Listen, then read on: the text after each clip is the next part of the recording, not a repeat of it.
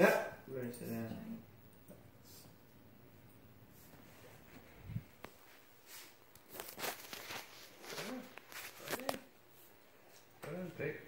So today I want to talk to you about something that we do every single day, which is eat. Specifically, I want to talk to y'all about what we eat.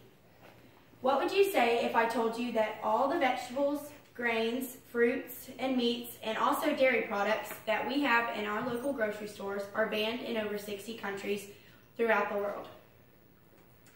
You ask why they're banned. It's because they're produced from genetically modified seeds or they're injected with genetically modified hormones. So what is a GMO, you ask?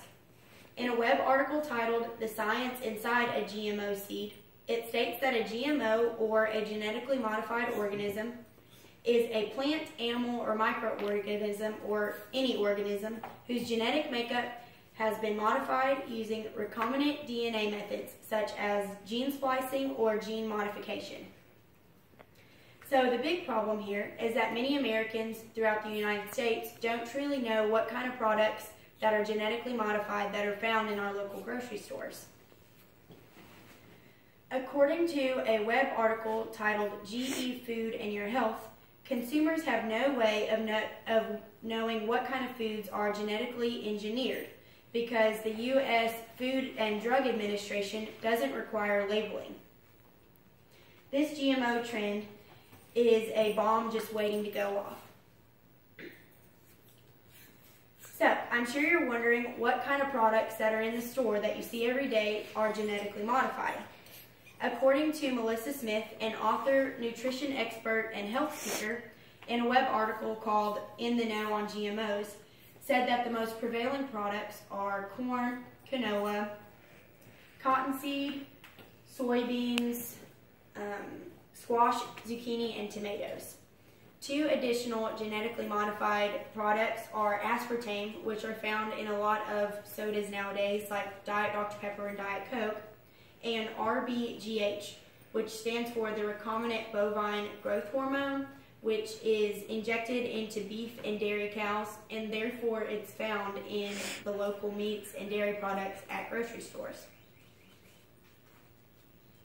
Although the derivatives from these products and animals are also affected by genetic modifications. The web article "High Risk Crops and Inputs" said that the animal derivatives such as eggs, hides, honey, gelatin even, along with meat and milk, can be affected by the genetic modifications.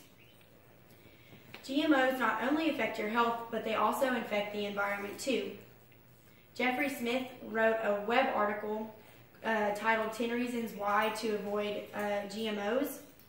Genetically modified crops are engineered to be herbicide tolerant, such as the company Monsanto, which they're a genetically modified seed and herbicide company.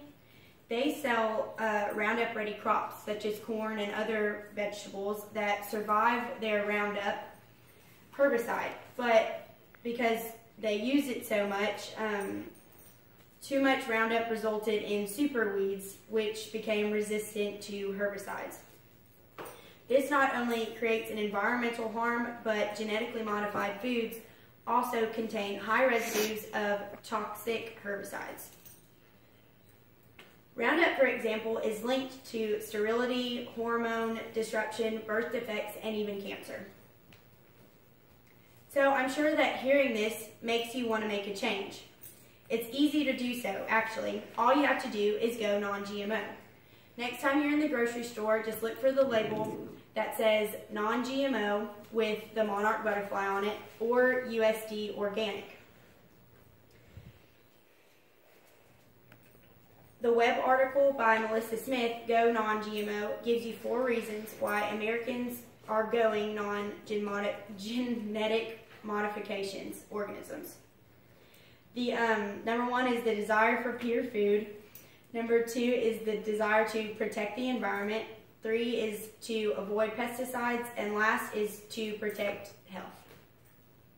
So just imagine how happy and healthy your body could be / feel.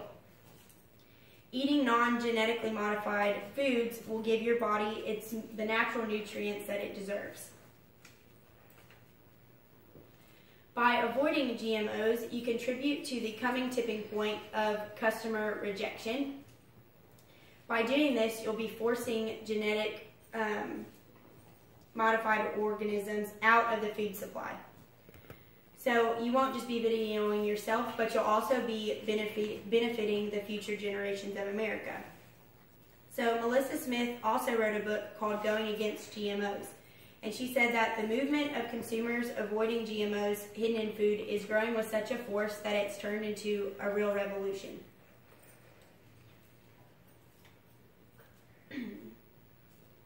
So I challenge you to join the non-GMO movement. You can do this by visiting livingnongmo.org. And on there they have articles, blogs, a list of products that you can buy at your local grocery store. And they also even have recipes. They even have a Take an Action tab that tells you how to join and shows you how you can donate money to help the cause. And it'll help to drive public awareness. So, don't you want a healthy body? And do you want to live a healthy, long life? How about helping the future generations to come? So, I encourage you to join me in living a non-GMO lifestyle so we can be happy and healthy together.